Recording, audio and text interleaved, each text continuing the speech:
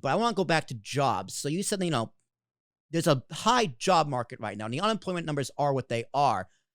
So you have the unemployment number, right? And that's calculated by, who is in the workforce looking for work.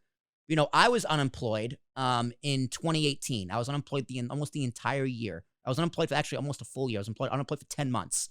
After 6 months, I was still looking for a job, but I was taken out of the unemployment data because they just stopped counting me.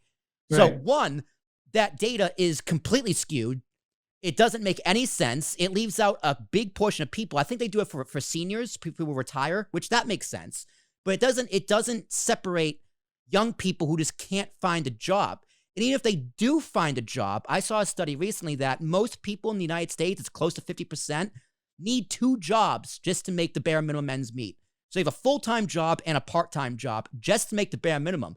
So that number, that unemployment number, doesn't include the quality of the jobs and the payment that are in those jobs. So when you have CNBC saying the unemployment numbers are low, the economy is great, I'm calling bullshit because the pay isn't good and people need 2 jobs in this country just to survive, to pay off debt they can't pay back. Right. So how do you unwind that huge knot I tied up for you? Yeah. Well, so there's 2 parts of the jobs numbers. There's the people that make stuff, and then there's the service people that, do stuff. Right. And so ever since COVID, we shut the economy down. We are living, somebody's going to write a book about this in 10 years. They always write books 10 years after. You are living through one of the biggest economic experiments in history. Absolutely. Oh, yeah. Never shut our economy down. So think about it. You shut your economy down, and I'm not going to get political, 2 weeks to flatten the curve, whatever. But, so you shut your economy down. The number one fear back in March of 2020 was that we were going to go into a depression. And so the government steps up and says, hey, you know what? We have electronic access to everybody's bank accounts now. How about if we start shooting money into their bank accounts so they can buy food, et cetera? I think that was actually a positive part of the experiment. The negative part of the experiment was they shot thousands of dollars into everybody's accounts.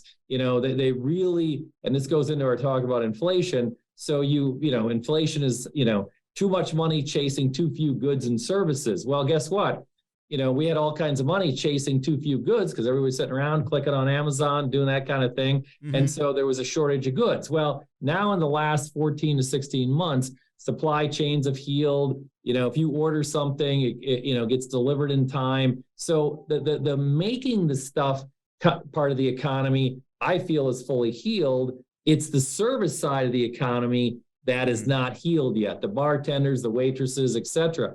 But to your point, what people and owners are beginning to understand is that you got to pay people. You can no longer, and whether it's politically right or wrong, setting the minimum wage.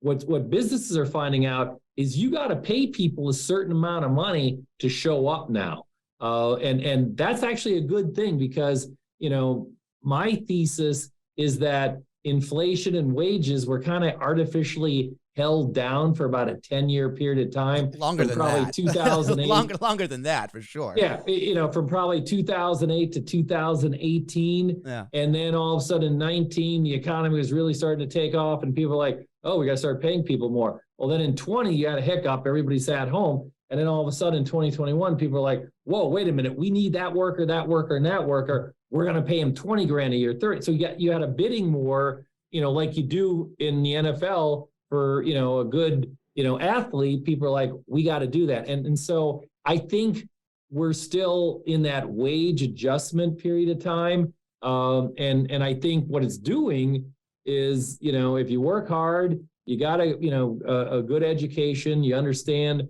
where you're going and you're adding value, companies are going to be like, we got to pay you. Because I always tell people, if you're running $1 billion company and you've got 10 people on a team that's in charge of $100 million budget, you're going to make sure you got really good people and you're paying them enough because you've got all this capital at risk if something screws up. And I think, that's what's happening now. And I think the good news for your generation is that a lot of the older workers, COVID, they got out of the workforce and they're getting back into the workforce because they're bored, they need money, whatever. But there's all these businesses out there that are looking to hire the next generation of managers, project managers, sales, whatever it is, because it's really starting to thin out at the top. And I think, there's a lot of young people that are going to have a lot of opportunity in the next 10 years. I hope so. I really do. I mean, we're definitely in a transition period as an economy as well as a nation. We were recording this on election day, and God only knows what's going to happen in the next few weeks. But with I think people need to reorient how they view what a wage is, what a salary is. To me, it's income. But you as a business owner, what is a salary to you? It's a cost. Right. It's a cost to your business. So when you see costs in, production going up, you have inflation for food going up. Like if you're running a business, operational costs are going up. It only makes sense that wages are also going to go up because it is a cost to your business. Yep. But it's when people want wages or they want to unionize or they want just more money, we're seen as lazy. We don't want to work. And don't get me wrong, people in my generation, a lot of you are lazy and don't want to work. But a lot of people are like me who just live to hustle, right? There's a lot of people who work harder than me and live to hustle. People who work 2-3 jobs plus are famous on TikTok, live in the hustle. Like, yeah, there's a lot of problems in my generation, but we are arguably the hardest working generation with the least amount of hope to do it. Well, that's why, I'm going back to the 1980s. One of the themes that I have, for the 80s is, some people may not know who this is. My 16-year-old daughter didn't know who this was. Madonna. That's Madonna? Yeah, that's Madonna. I don't know why. I was going to guess Cyndi Lauper. Right. That's the 80s Madonna. And my 16-year-old daughter comes in and she's like, Dad, who's that? I'm like, it's Madonna. Well, I think, one of the values of dealing with somebody with experience like myself is that I lived through the 80s, and there are scary parallels between 2022 and 1982. As well as 2008 with the housing market. Yeah. And so, flashing back to the early 1980s, we were coming off the 70s, which were not good. Oil embargo, manufacturing was down. Things weren't really good. Well, all of a sudden in the early 1980s, there was something out there called a computer, and computers started to come onto the scene, and technology exploded onto the scene. And so what I'm trying to tell people is that we're going back to the 1980s.